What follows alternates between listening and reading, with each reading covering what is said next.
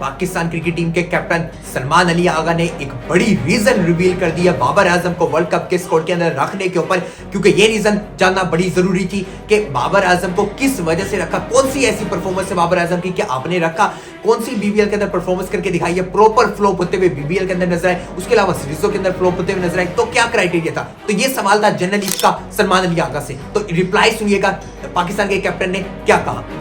सलमान अली आगा बोले कि हम सब जानते हैं कि बाबर आजम का उस तरह बिग बैश लीग नहीं गई, जो बिग बैश लीग के अंदर बाबर आजम ने परफॉर्मेंस करके दिखानी थी, वहां तो बाबर आजम ने डिसपॉइंट करते हुए नजर आए, इतना कुछ अच्छा नहीं किया। तो बात करें हम ऑस्ट्रेलिया की पिचेस की, तो ऑस्ट्रेलिया की पिचेस बिल्कुल डिफरेंट है। जहां हम बात करें तो फास्ट बॉलर्स के लिए एडवांटेज है, और जहां हमने खेलना है वर्ल्ड कप, कहां खेलना है अपने वर्ल्ड कप, श्रीलंका के अंदर। तो श्रीलंका की पिचेस की बात करें और ऑस्ट्रेलिया की पिचेस की बिल्कुल डिफरेंट नजर आती है, क्योंकि श्रीलंका की पिचेस एशियन कंडीशन के मुताबिक है। क्योंकि हम बात करें जो श्रीलंका की पिचेस के मुताबिक, अगर हम बाबर आजम के इन्हीं पिचेस के मुताबिक रन्स देखें तो फिर हमें बाबर आजम साउथ अफ्रीका की सीरीज में थर्ड, बात करें हम ओडीआई के अंदर तो वहां परफॉर्मेंसेस करते हुए नजर आए, जब 1-1 बराबर हो चुका था दोनों टीमों का, जो कि सीरीज का आखिरी मैच था और फाइनल मैच था, वहां बाबर आजम ने परफॉर्मेंस करके दिखाई, बाबर आजम ने टीम को जितवाया। फिर उसके बाद बात करें, उनका कहना था कि ट्राई नेशन सीरीज होती है, ट्राई नेशन सीरीज के लास्ट के अंदर परफॉर्मेंस करके दिखाई जहां 50 नजर आई। फिर उसके बाद बात करें, उन्होंने कहा कि हमारी जो सीरीज होती है साउथ अफ्रीका की, तो वहां परफॉर्मेंस नजर आई। तो फिर सलमान अली आगा ने यह कहा कि एशिया कप के आने के बाद अगर हम उठा के देखें बाबर आजम की, तो काफी बेहतरीन नजर आई बाबर आजम की व्हाइट बॉल फॉर्मेट के अंदर, और बाबर आजम खुद से कोशिश करता हुआ नजर आया, जो कि रिजल्ट भी निकलता हुआ नजर आया, और काफी बेहतर बाबर आजम उस तरह की परफॉर्मेंसेस करता हुआ आया। हम ये नहीं कह सकते कि बाबर आजम ने एशिया कप के बाद कुछ ऐसी परफॉर्मेंस नहीं दी कि हम बाबर आजम को सिलेक्ट ना करें वर्ल्ड कप के अंदर, क्योंकि सलमान अली आगा ने यह रिवील कर दिया है कि जो बाबर आजम का रोल है वो बिल्कुल डिफरेंट है वर्ल्ड कप के अंदर, बाबर आजम का रोल बिल्कुल डिफरेंट है। तो ये चीज आपको यहां बता दूं कि जो प्रेस कॉन्फ्रेंस के अंदर सलमान अली आगा की तरफ से अल्फाज थे, उनसे ये जाहिर हो चुका है कि बाबर आजम एज आ ओपनर तो नहीं होने वाले वर्ल्ड कप के अंदर, एज आ opener Babar Azam world cup के अंदर नहीं खेलेंगे। अगर हम बात करें तो 1 डाउन के ऊपर या फिर चौथे नंबर के ऊपर खेलते हुए नजर आएंगे बाबर आजम, जो कि अल्फाजों से पता लग गया कि बाबर आजम की जैसे ही क्वेश्चन हुआ था, माइक हसन से भी पूछा गया, आकिब दवे से, तो फिर ये क्वेश्चन ज्यादातर रोटेट होता हुआ नजर आया कि मिडिल ऑर्डर के अंदर ज्यादा जरूरत है, मिडिल ऑर्डर के अंदर एक ऐसे प्लेयर की जरूरत है जो कि मिडिल ऑर्डर को संभाल सके, थोड़ा वेट कर सके, जो कि मिडिल ऑर्डर के हमने देखा एशिया कप के अंदर उस तरह के जो मिडिल ओवर्स थे हमने उस तरह की परफॉर्मेंस नहीं करके दिखाई, वहां हम ज्यादा विकेट लूज कर जाते थे। तो वो चीज नजर आई कि मिडिल ओवर्स के अंदर हमें एक ऐसा बैटर चाहिए जो कि ठहर सके, तो वो चीज साफ क्लियर नजर आ गई कि बाबर आजम को इस वजह से रखा जा रहा है क्योंकि मिडिल ओवर्स के अंदर हमें जरूरत है।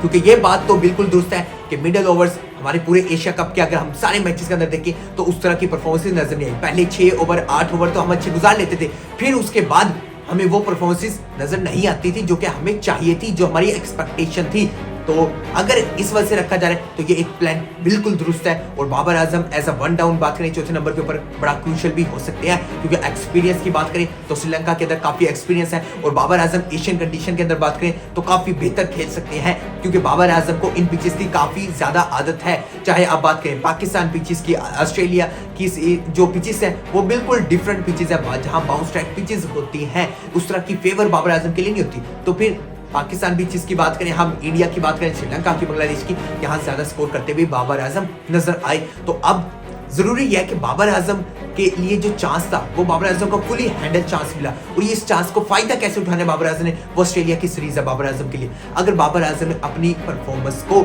एक बार दोबारा चेक करना है तो फिर ऑस्ट्रेलिया की सीरीज है, आप वहां देख सकते हैं कि आपके अंदर क्या गलतियां हैं, क्योंकि ये तो है एशियन कंडीशन, क्योंकि तीनों मैचेस होंगे गिदाफी स्टेडियम लाहौर में, और जब गिदाफी स्टेडियम लाहौर के अंदर तीनों मैचेस होंगे तो आप पूरे तरीके से अपनी परफॉर्मेंसेस का जायजा ले सकते हैं, आप इसके ऊपर पूरा एनालाइज कर सकते हैं कि मेरी कहाँ गलतियां हैं और मैं किस बिना के ऊपर आउट हो रहा हूँ, क्यों नहीं मेरी वो परफॉर्मेंस नजर आ रही जो कि पहले 2021, 22, 23 के अंदर नजर आई, जो कि होनी चाहिए थी परफॉर्मेंसेस।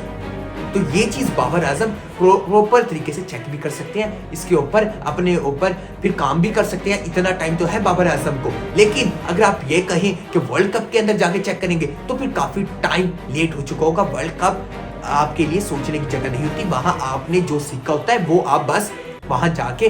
परफॉर्मेंस करके दिखाते हैं और आपकी परफॉर्मेंस से नजर आता है कि आपने पिछले टाइम में क्या सीखा। तो ये चीज़ बड़ी ज़रूरी है कि जो ऑस्ट्रेलिया की सीरीज़ है वो बाबर आजम के लिए बड़ी मैटर करती है,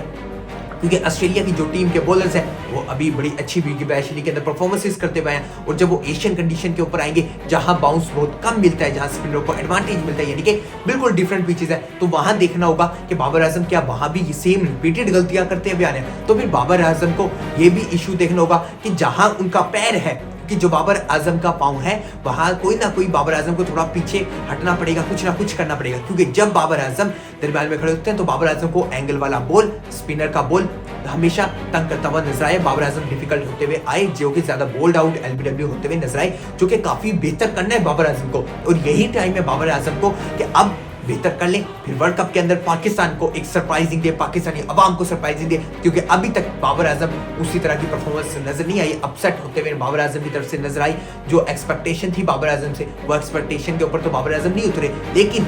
अभी भी टाइम है। पाकिस्तान क्रिकेट टीम को मिडिल ऑर्डर्स के अंदर बात करें, बाबर आजम जैसे एक्सपीरियंस प्लेयर की जरूरत थी, और बड़ा अच्छा हुआ कि एक प्लेयर आया एक्सपीरियंस प्लेयर जो कि गेम को डीप तक लेके जा सके, क्योंकि हमारे प्लेयर की ये गलती नजर आई थी। हमने फाइनल मैच के अंदर भी देखा, एशिया कप के अंदर हमारे पास कोई ऐसा बल्लेबाज ही नहीं था, हमारी पूरी टीम बोल्ड आउट हो चुकी थी। एक ऐसा प्लेयर जो गेम को डीप तक लेके जाए मिडिल ओवर्स के अंदर, जो कि खेले, फिर लास्ट ओवर के अंदर हमें ऐसा स्कोर कर दे जो कि हमारी जरूरतों के मुताबिक हो, जो कि 8 का 9 का 10 के स्ट्राइक रेट से खेले, क्योंकि आज मॉडर्न डे के अंदर हमें यही चाहिए कि 10 का रिक्वायर्ड लास्ट के अंदर चाहिए होता है, जो कि बड़ा जरूरत है टीम के लिए। तो ये सलमान अली आगा की तरफ से एक्सप्लेन करना बड़ा जरूरी था कि बाबर आजम को आपने सिलेक्ट क्यों किया,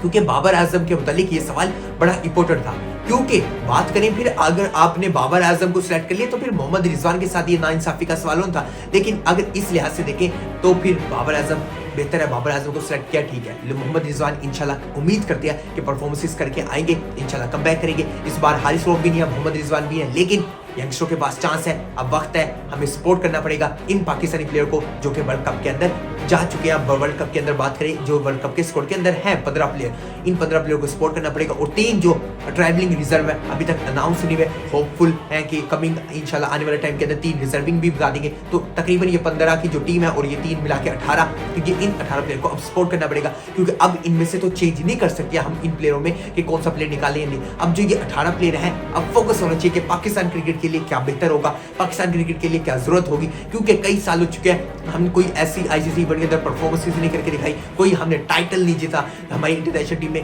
क्योंकि हम लास्ट के अंदर आके लूज कर जाते हैं, या फिर क्वालिफायर मैच में, या फिर सेमीफाइनल मैच के अंदर, या फिर फाइनल मैच के अंदर। तो ये चीजें हमने बेहतर करनी है कि प्रेशर को कैसे यूटिलाइज करना है और प्रेशर को कैसे संभालना है, और जब हमने ये चीजें सीख ली, अभी से माइंडसेट बना लिया, तो फिर आने वाले टाइम के अंदर हमारे लिए वो चीजें मुश्किल नहीं होगी। जब आप स्टार्ट से प्रैक्टिस नहीं करके जाते इन चीजों की, वो फिर एट द लास्ट टाइम जब आपके ऊपर वो टाइम आता है, फिर वहां आपके लिए मुश्किल होता है उस चीज से कैसे निकलना है, आपने उस चीज से प्लेयर को कैसे समझाना है, कौन से प्लेयर को ओवर देना है, कौन से प्लेयर को ओवर नहीं देना, किस बल्लेबाज को भेजना है, किस बल्लेबाज को नहीं भेजना। ये थी बड़ी इंपॉर्टेंट क्रूशियल वीडियो जो कि आपके साथ शेयर करता हूं आपसे अगली वीडियो में।